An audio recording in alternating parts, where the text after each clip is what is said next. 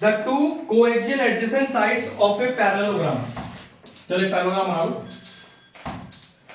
याद रखना सारे क्वेश्चन 1 मार्कर, 2 मार्कर और 3 मार्कर की वैरायटी इतनी डिफरेंट होती है और मोस्टली क्वेश्चन नए होते हैं। 4, 5 वो सब ऐसे होते हैं जो तकरीबन आपने पूरे साल किए होते हैं, इसलिए इनको थोड़ा ज्यादा ध्यान दिया जा रहा है। द टू को initial adjacent sides of the parallelogram. Parallelogram की एडजेसेंट साइड दी है, इसको मान लेते हैं, इसको मान लेते हैं, इसको या इसको भी मान सकते हैं, ठीक है। चलो तो मैंने लिया पूरा ए बी वेक्टर एक साथ, कितना दिया हुआ है 2i माइनस का 4j माइनस का 5k, और अगर इसको मैंने दूसरा एडजेसेंट साइड माना BC को, तो BC आपको दिया हुआ है 2i plus 2j plus 3k। दो एडजेसेंट साइड दी है अपने को। पहले तो डायगोनल्स का मतलब वेक्टर फॉर्मिंग का डायगोनल निकालना है। तो भाई यहां पर एक तो 2 डायगोनल बनेंगे। अब जरा पहले इसकी बात करते हैं। A से B गए, B से C गए, तो रिजल्टेंट वेक्टर जो हमारा एक्चुअल में पहला डायगोनल भी है वो A से C ही बनेगा। तो आपने कैसे लिखा पहले देखो कि A B एरो पर ध्यान रखना plus BC is equal to actual में, और वो AC ही आपका पहला डायगोनल है। तो पहला डायगोनल तो सिंपल दोनों वेक्टर्स को ऐड करके ही आ गया। चलो कॉपी कर दो पहला फटाफट से।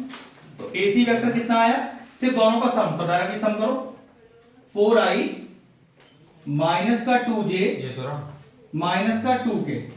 चलो फटाफट से कॉपी करो। ये पहला डायगोनल आ गया अपने पास। क्वेश्चन अच्छा है, हो भी गया तो चलो एक बार और कर लिया, ऐसे मान लीजिए। इस तरह के यूनिक क्वेश्चन ही है सारे ये। इस तरह क्वेश्चन कभी किया कहां पूरे साल हमने ऐसा, क्योंकि 1, 2 मार्कर 3 मार्कर में सब बहुत अजीब ही गरीब क्वेश्चन होते हैं। तो ऐसे एटलीस्ट 400-500 क्वेश्चन तो कर लो जो बिल्कुल नए जैसे हैं, फिर आपको मिलेंगे नहीं, आपको नए सब रिपीट होने शुरू हो जाएंगे। फटाफट करो। दिक्कत पहले डायगोनल निकालने में नहीं है, दिक्कत दूसरा डायगोनल निकालने में है। इसी में मेन आपको वेक्टर लॉ का जो एडिशन लॉ है वो यहां समझ में आ जाएगा। देखो अब थोड़ी देर के लिए इसको मिटा दो, उसका काम तो खत्म हो गया। अब कह रहा है भाई दूसरा डायगोनल निकाल के दो। अब दूसरा डायगोनल देखो बनेगा कैसे। अब एरोस की बात देखो, पहले इनिशियल तो मैंने ए ही मान रखा है, तो वेक्टर कैसे जाएगा AB पहले जाएगा वो A से B तक, देखो जरा A से B तक, फिर B से D और फिर जाएगा B से D तक, B से D तक, और क्योंकि रिजल्टेंट फिर क्या आएगा अपने लिए A से D A से D। फिर समझ लेना, पहले जाएगा ऐसे, फिर जाएगा वो ऐसे, तो रिजल्टेंट तो यहीं से स्टार्ट होता है इनिशियल पॉइंट से, तो वो एक्चुअली में ये आपका रिजल्टेंट हो गया। लेकिन फाइनल आंसर तो BD है आपका, जो डायगोनल है दूसरा। तो BD कैसे निकलेगा, यहां से चेक करो। BD vector is equal to AD vector minus. इतना क्लियर हो गया। एरोस पर ध्यान रखना वेक्टर्स में, ठीक है। अब व्हाट इज माय AD भैया आपका जो BC है ना वही आपका AD वेक्टर है। तो उठा के आपने यहां पर डायरेक्टली AD वेक्टर के लिए BC वेक्टर की वैल्यू को रख दिया माइनस AB। तो भाई AB तो सीधी है ही है, चलो माइनस कर दो इसको फटाफट से, फटाफट करो। तो minus of 2i plus of 4j plus of 5k। तो कितना आ गया दूसरा वेक्टर अपने पास 0i plus 6j plus 8k। ये लीजिए दूसरा डायगोनल भी आ गया आपके पास। अब कह रहा है भैया एरिया निकाल दो इस पैरेललोग्राम का। तो देखो दो तरह से एरिया निकल सकता है। अगर आप नहीं अगर आप साइड को इस्तेमाल कर रहे हो, एडजेसेंट साइड ही तो है, तो डायरेक्टली फॉर्मूला हो जाएगा AB क्रॉस BC। AB और BC, हाँ साइक्लिक ही तो है बिल्कुल। और अगर आप डायगोनल्स का इस्तेमाल कर रहे हो तो फिर फॉर्मूला हो जाएगा हाफ। कितना कितना है डायगोनल AC और दूसरा है BD। अभी आपकी चॉइस है कि आपको साइड्स को यूज करके एरिया निकालना है या डायगोनल को यूज करके एरिया निकालना है, ये आपकी चॉइस रहेगी। हमें कोई इसमें दिक्कत नहीं है, आंसर मैच करेगा। चलो कॉपी करो। जिसको एडजेसेंट साइड यूज करनी है वही वाला फॉर्म लगाओ एरिया का, और जिसको डायगोनल का इस्तेमाल करना है वही वाला लगाओ। यही एक्चुअल में एरिया ऑफ ट्रायंगल भी है आपका, ठीक है, ध्यान रखिएगा। बस फिनिश हो गया क्वेश्चन। अगर आपके पास दो अलग अलग फंक्शन हैं तो इनको डिफरेंशिएट करने के लिए पहले let u is equal to, तो du बाय dx निकाला, फिर let v is equal to dv by dx निकाला, और फाइनल आंसर में du अपॉन dv, जो कैसे निकलेगा आपका du by dx upon dv by dx। Question देखो, if a is equal to aij, एक मैट्रिक्स दिया हुआ है, is a scalar matrix of order n cross n, एक बिल्कुल नई चीज है, सच दैट, इसको जरा सही कर लो, ये ai है बेटा, ना कि aik, ai is equal to k for all i, find the trace of a। पहली बात तो मैट्रिसेस में ट्रेस किसको बोला जाता है? ट्रेस बोला जाता है मेन डायगोनल के सारे एलिमेंट्स के सम को। अब आपका मेन डायगोनल कौन सा होता है? ये वाला मेन डायगोनल होता है। अब दिक्कत क्या है क्वेश्चन में, अगर कोई मुझसे ये पूछे क्या भैया मैं निकाल दूंगा सम, आप मुझे अपने डायगोनल का जरा ऑर्डर बता दो। मैंने भाई ऑर्डर तो n क्रॉस n है, और हर डायगोनल एलिमेंट पर रखा क्या है? के डॉट डॉट डॉट डॉट कहां तक? n टर्म्स तक, और इन सभी का मुझे सम करना है। तो देखो जरा, k plus k plus k plus k up to n terms तक। तो याद रखना, मतलब दो नियम है कॉमन लेने के, या तो ये k into k into k into k into n terms तक हो सकता है, या तो k plus k plus k plus k plus k n terms तक हो सकता है। अगर मुझे इसमें से k कॉमन लेना है इनटू वाले में से, तो याद रखना k कॉमन नहीं आएगा, k की पावर n कॉमन आएगा। लेकिन अगर वही कॉमन आपको प्लस में लेना है तो k कॉमन नहीं आएगा, nk कॉमन आएगा। हाँ जी, प्लस में nk होता है, मल्टीप्लिकेशन में k की पावर n होता है। तो आंसर कितना हो गया अपना? फर्स्ट ऑप्शन हो गया इसका, nk खत्म हो गया। फर्स्ट ऑप्शन कौन सा ऑप्शन है? सी ऑप्शन, सी ऑप्शन, ठीक है, फिनिश हो गया। रिटर्न में कैसे लिखेंगे? वो सॉल्व आपने, अब आपने क्या लिखना है, पहले लिखो जरा, ट्रेस ऑफ ए बोलते किसको है?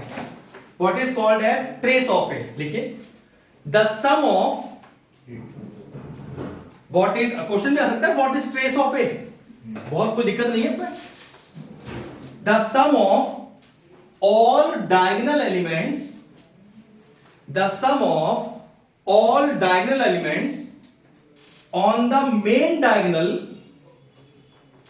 on the main diagonal of a matrix is called as trace of a matrix। ठीक है, ट्रेसेस बोलते हैं मेन डायगोनल के सारे एलिमेंट को सम करने पर। अब क्योंकि हमारा देखो जरा, हमारा मैट्रिक्स कितने ऑर्डर का है? ठीक है ना। अब यहां पर क्या लिखा हुआ है?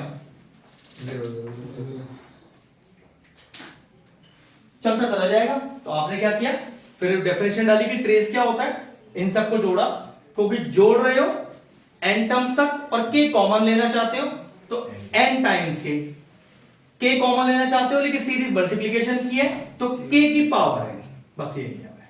ठीक है, फिनिश हो गया अपना पहला क्वेश्चन। देखिए, पहला हमने डिटरमिनेंट की प्रॉपर्टी पढ़ी थी, determinant of a dot b। अब भैया ये a dot b dot c dot d कुछ भी हो सकता है, सबका इंडिविजुअल मल्टीप्लिकेशन कर दीजिए आप। ठीक है, अगली क्या पढ़ी थी हमने? एडजॉइंट a का डिटरमिनेंट, तो ये मॉड a की पावर n माइनस 1। ठीक है, फिर एक पढ़ी थी हमने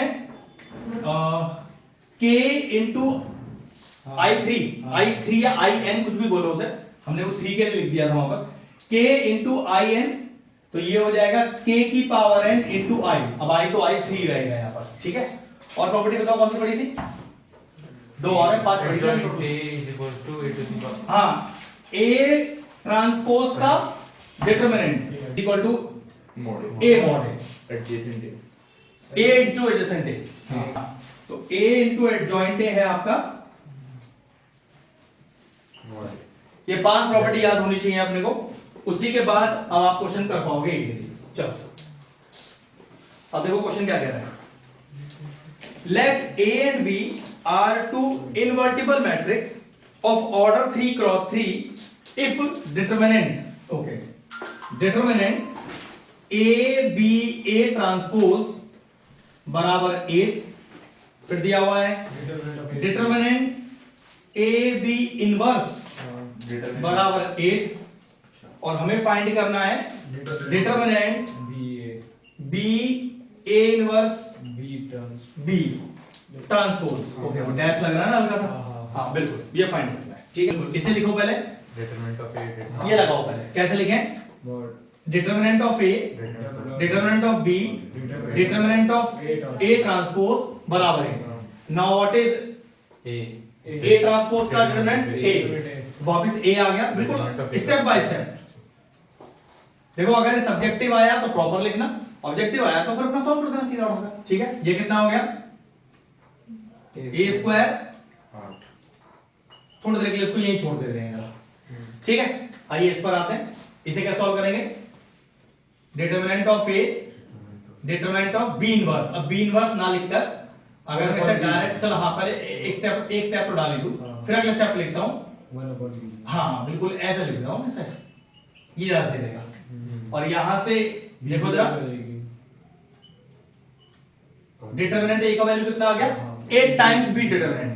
अब चेक करो, क्या इसे उठाकर मैं यहां डाल दूं, हाँ स्क्वायर लग रहा है, तो यहां कितना आ जाएगा 64 बी स्क्वायर इंटू बी का डिटरमिनेंट बराबर 8, ये बी क्यूब हो गया, 64 को नीचे ले गया, नीचे 1/8, तो ये आ गया 1/8, और अगर यहां से क्यूब हटाऊंगा तो डिटरमिनेंट ऑफ बी कितना आ गया 1/2। चलो पहले इतना कॉपी कर लो जरा फटाफट से। अब इस डिटरमिनेंट ऑफ बी की वैल्यू यहां डाल दीजिए, तो डिटरमिनेंट ए का वैल्यू भी आ जाएगा अपने पास 8 टाइम्स बी, तो डिटरमिनेंट ऑफ ए आ गया आपके पास 4, और डिटरमिनेंट ऑफ बी आ गया आपके पास हाफ। ये क्लियर है इतना? चलो सबसे पहले वो ऊपर मल्टीप्लिकेशन वाली प्रॉपर्टी लगाना, उसके बाद कोई और प्रॉपर्टी लगाना। क्या लिखें sir, determinant of A, determinant of A inverse, determinant of B transpose. अब बी ट्रांसपोज को वापस क्या लिख दूं, बी लिख दूं, चलो ये कितना हो गया, बी 1/a डिटरमिनेंट लगाकर और इनटू बी। अब ये कितना हो गया बी स्क्वायर,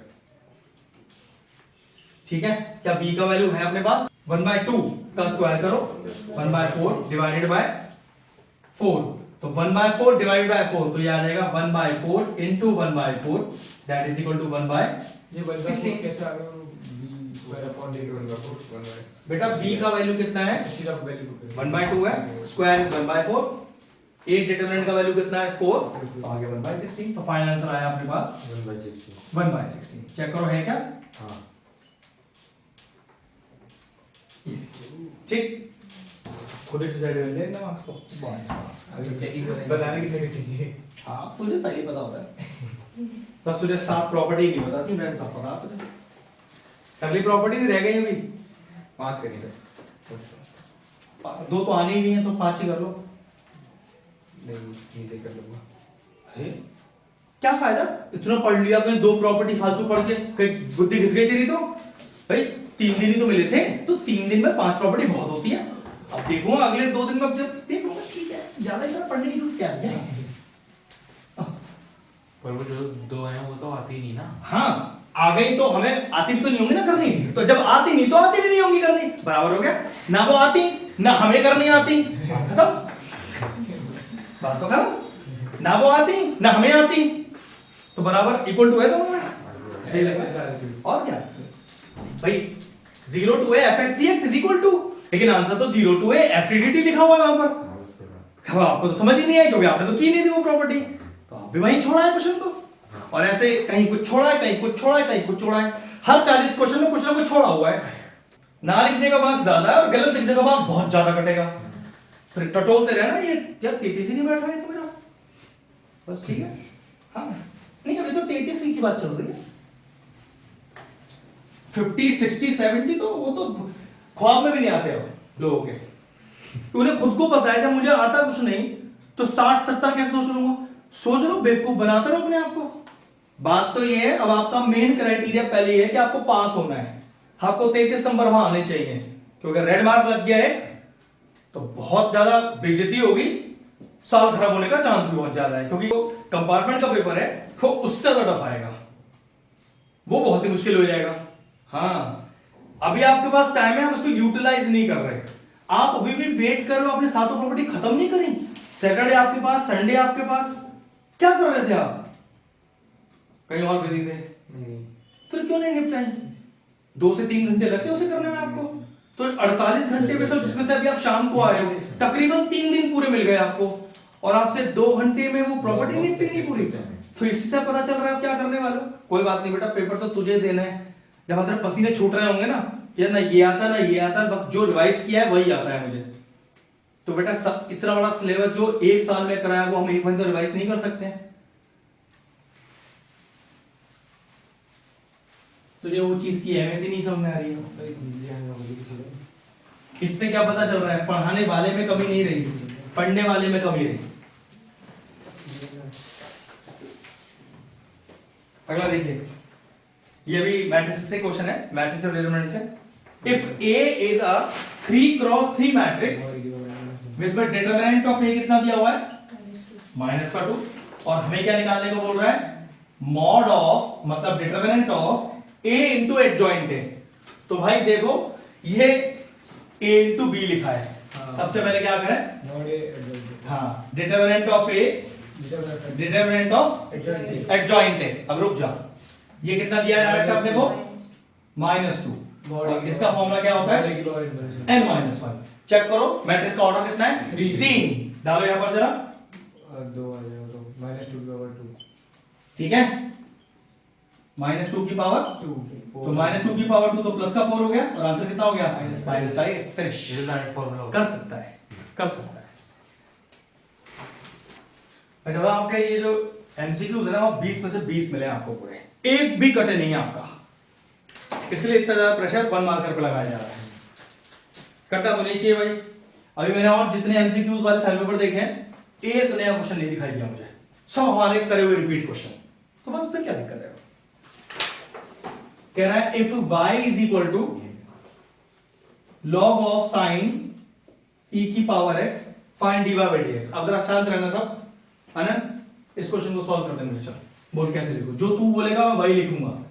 ध्यान रखना ये डेरिवेटिव का बेस वाला क्वेश्चन है, इसमें कुछ भी लॉजिक और हाई लेवल नहीं लग रहा है। चल बोल क्या लिखूं, जो तू लिखेगा बोलेगा वही लिखूंगा उसमें। पहले तो 1/sin e की पावर x, जो आप बोलोगे मैं वो लिख दूंगा। चलिए अब साइन को डिफरेंशिएट करते हैं। बोल दीजिए जो भी लिखेगा। साइन को cos e की पावर x into e की पावर x, बस। परफेक्ट जवाब। cot e की पावर x into e की पावर x। चलिए फिनिश हो, सही जवाब। प्रैक्टिस करेगा तो गलत होने का चांस ही नहीं है। जैसे तुझे ये लॉजिक बिल्कुल याद है, ऐसे तेरी सातों प्रॉपर्टी तुझे याद होनी चाहिए। मैंने बोला था 10 नंबर का अभी बाउंडेड एरिया कराऊंगा, तू कैसे सीखेगा डेफिनेट।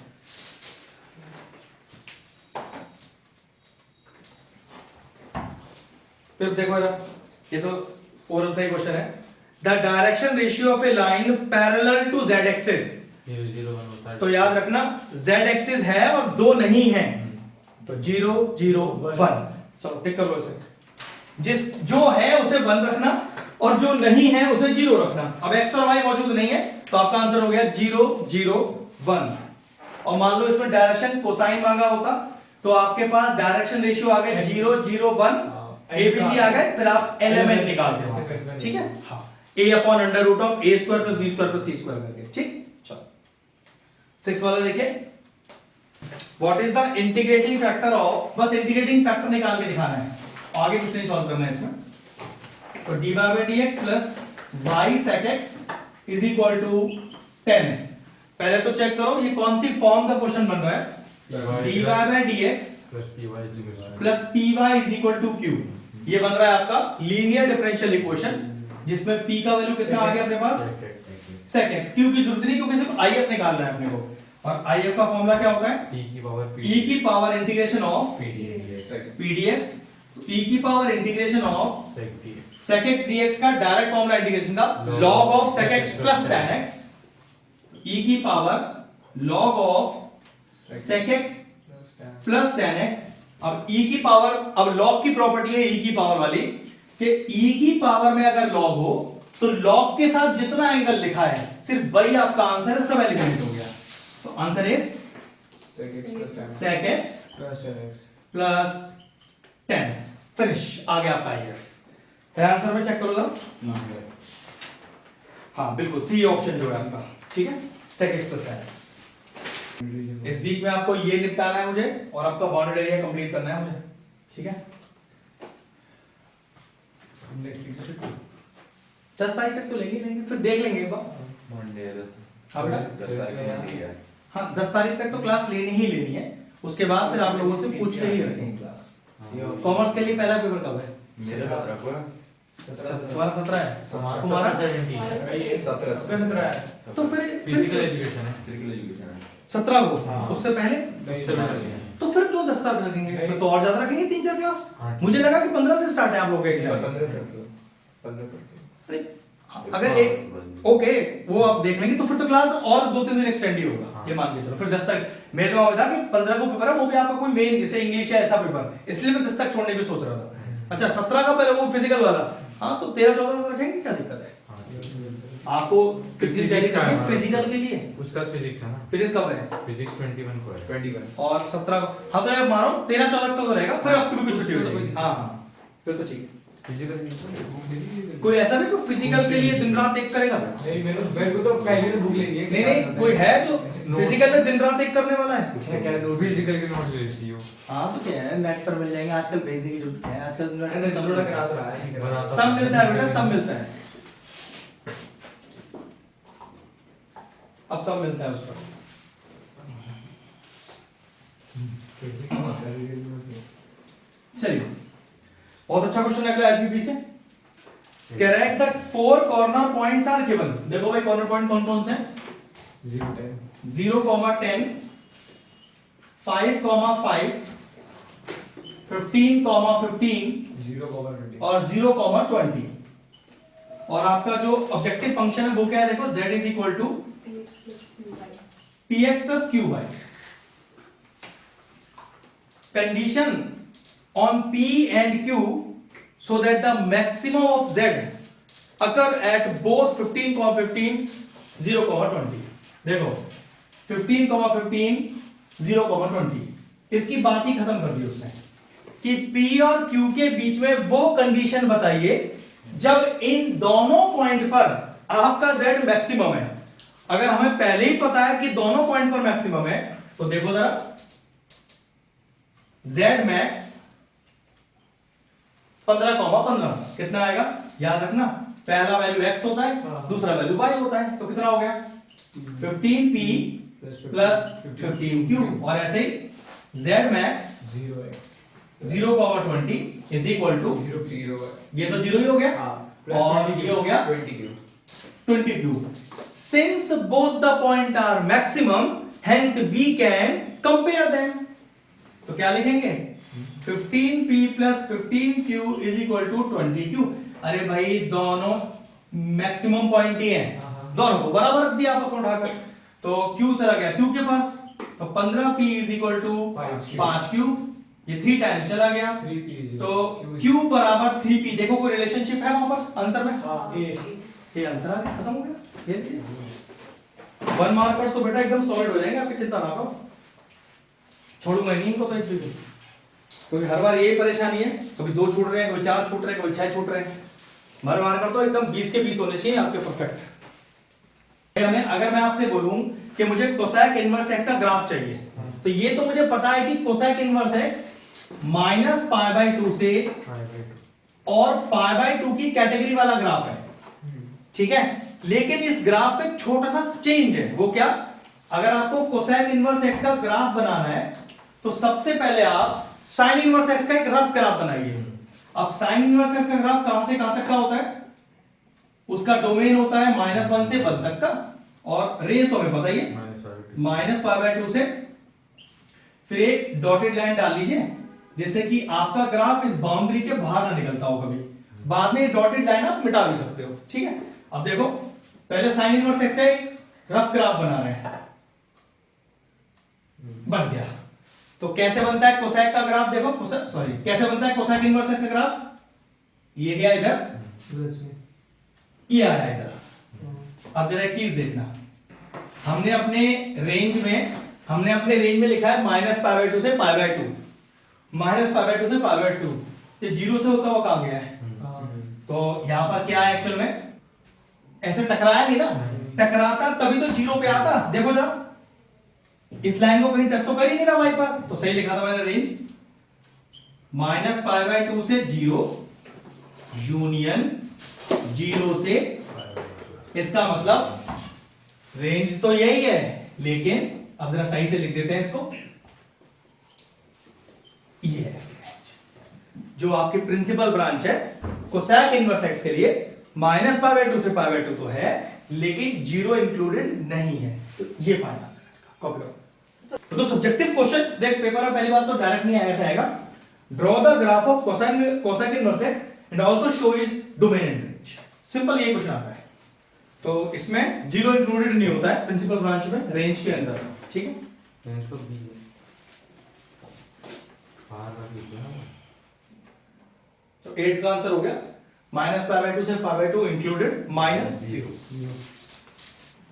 क्वेश्चन है इंटीग्रेशन 0 से π/4 e की power 10x upon cos square x और dx। ये क्वेश्चन तो आपको सब्जेक्टिव भी आ सकता है, बहुत अच्छा क्वेश्चन है। सबसे पहले ऐसा कुछ लेट लो जिसका डेरिवेटिव दिखाई दे रहा हो। भैया अगर 10x को लेट लो तो sec स्क्वायर x दिखाई देना चाहिए, और ऑब्वियसली बात है वो दिखाई भी दे रहा है क्योंकि इसको ऊपर जाना है। तो पहले इसको लिखना प्रॉपरली कुछ इस तरह से। अब लिखिए let 10x is equal to T, तो sec square x dx is equal to dt। अब ध्यान रखना, रुक जाओ, क्वेश्चन डेफिनेट का कर रहे हैं तो लिमिट भी चेंज होंगी हैंड टू हैंड। अनंत को आती है लिमिट चेंज करनी, अपर लिमिट लोअर लिमिट।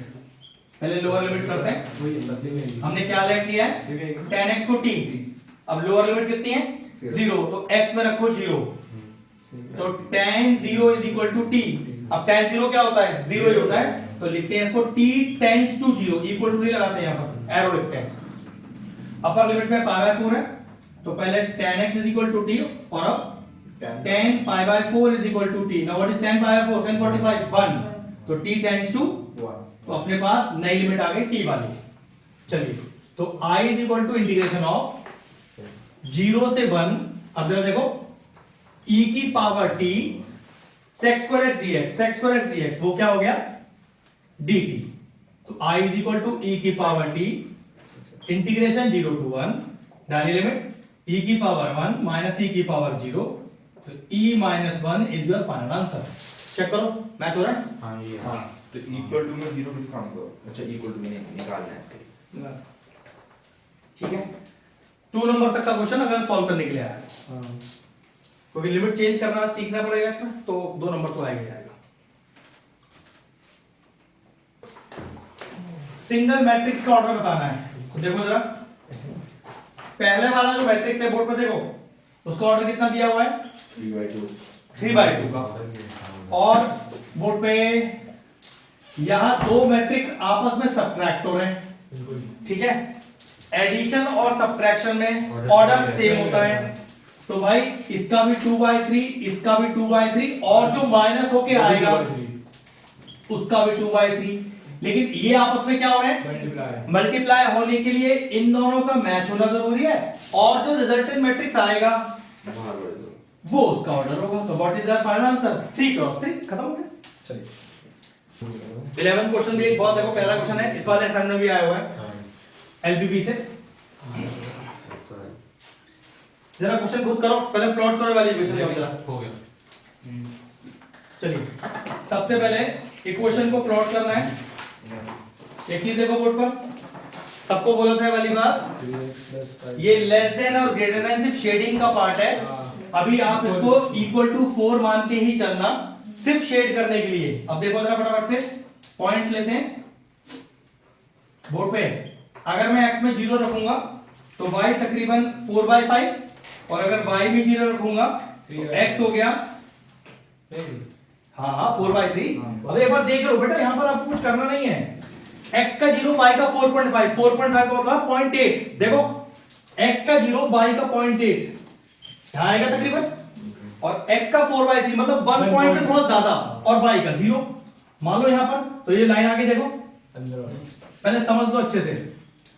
तो 3x plus 5y is equal to, towards the origin. अब क्योंकि शेडिंग का काम आ गया, लो भाई इसका वापस हम लेस देन लिया है। अब x और y में 0 0 डाल दो, 0 is greater than.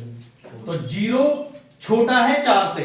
बात तो सही है भाई, 0 तो 4 से छोटा ही होता है। तो जो पॉइंट आपने पुट किया है उसकी तरफ शेडिंग कर दो। पॉइंट क्या पुट किया आपने 0 0, तो आपकी शेडिंग टुवर्ड्स द ओरिजिन होनी चाहिए। अब हमारे 4 ऑप्शन क्या है वो देख लेते हैं।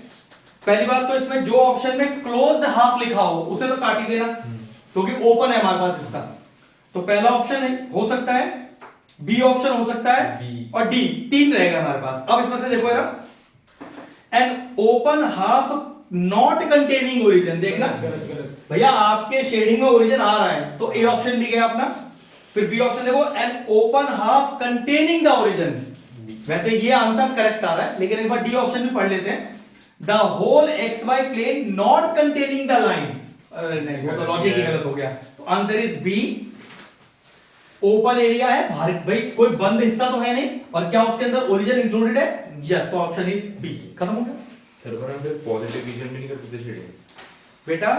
ये बात मैंने आपको क्लास में बताई थी लास्ट। पॉजिटिव रीजन में शेडिंग तब होती है जब हमारे क्वेश्चन में हमें ये लिख के दिया होता है। इसका मतलब होता है the shading will takes place only in the first quadrant. ऐसा तो कुछ लिखा नहीं है, तो ये आप मानो कि आप एलपीटी का ग्राफ नहीं ड्रॉ कर रहे, आप लीनियर इनइक्वालिटीज का ग्राफ ड्रॉ कर रहे हो, और वहां पर ऐसी कोई रिस्ट्रिक्शन नहीं है कि आपको फर्स्ट क्वाड्रेंट में ही करना है। हाँ, वो रिस्ट्रिक्शन सिर्फ ये लिखकर हो जाती है। ठीक है, चलो देखो 12th वाला क्वेश्चन। अब देखो रिपीट होना शुरू हो गए। यही मैं आपसे कह रहा हूं, इतनी वैरायटी ही नहीं है 1 मार्कर में भी, लेकिन वही वाली बात, 20 क्वेश्चन करके हम कोशिश कर रहे हैं कि वहां हमसे 20 हो जाए।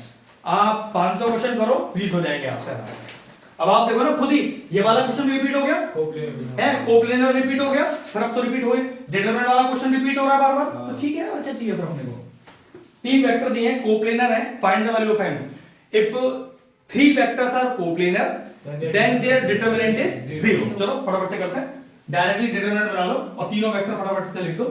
तो 4 11 m, n का वैल्यू निकालना है हमें, 7 2 6 1 5 और 4। अब देखो, if given 3 vectors are coplanar then their determinant is 0।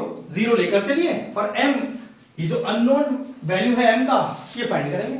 Plus minus plus, चलिए तो प्लस का 4, इससे जुड़ा रो और कॉलम भूल जाइए, ऊपर से नीचे मल्टीप्लाई, माइनस ऑफ नीचे से ऊपर, फिर माइनस का 11, इससे जुड़ा रो और कॉलम भूल जाइए, ऊपर से नीचे मल्टीप्लाई, माइनस ऑफ 6 नीचे से ऊपर, फिर प्लस का m, इससे जुड़ा रो और कॉलम भूल जाइए, ऊपर से नीचे मल्टीप्लाई, माइनस ऑफ नीचे से ऊपर, इज इक्वल टू 0। तो 4 इंटू माइनस का 22 माइनस 11, फिर हो गया 22 plus m 33 is equal to 0। चलिए फिर से करते हैं, माइनस का 88, ओके ये आएगा 22 और 22, ये 242 आएगा बेटा, इज इक्वल टू माइनस का 33m। अभी हो गया 8 और 2 10, एक कैरी हो गया, 8 4 12 13 और 1 330 माइनस का अपॉन 33 बराबर m, माइनस का 10, सॉरी पॉजिटिव प्लस का 10, नन ऑफ दिस है इन ऑप्शन में माइनस 10 ओके, हाँ नन ऑफ दिस हो गया आंसर, बिल्कुल सही। ठीक, अब डिटरमिनेंट का पार्ट सिर्फ 1 मार्कर के लिए रह गया है, इसलिए इतना बहुत अच्छा प्रैक्टिस बच्चों से होता नहीं, लेकिन ठीक है कोई बात नहीं, ये सब इतने सारे क्वेश्चन हो ही जाएंगे। 13 क्वेश्चन देखें, डिटरमिनेंट आगे दिया हुआ है a plus I B c plus I D minus का c प्लस आई डी और a माइनस आई बी, और कह रहा है फाइंड द वैल्यू ऑफ। तो ठीक है, ये देखो क्या है, डिटरमिनेंट है, मैट्रिसेस नहीं, ऊपर से नीचे मल्टीप्लाई, ध्यान से, माइनस ऑफ नीचे से ऊपर मल्टीप्लाई। पहले मैंने प्रॉपरली लिखा है, ठीक है। I think a plus B, a minus B की एंड लग रही है a square minus B square, तो a स्क्वायर माइनस का बी स्क्वायर। अब इसको देखना ऐसे पढ़ू क्या, id plus C, id minus C, तो देखना तो ऐसे लिखना ज्यादा सही रहेगा ऐसे, ठीक है। अभी कितना हो गया देखो,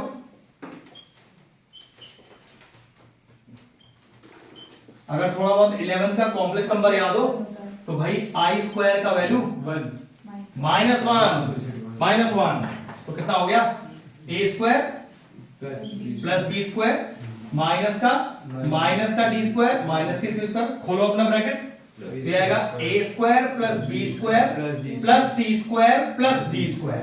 चेक करो आंसर है क्या, ऑप्शन अपने पास डी ऑप्शन आ गया, कॉपी करो,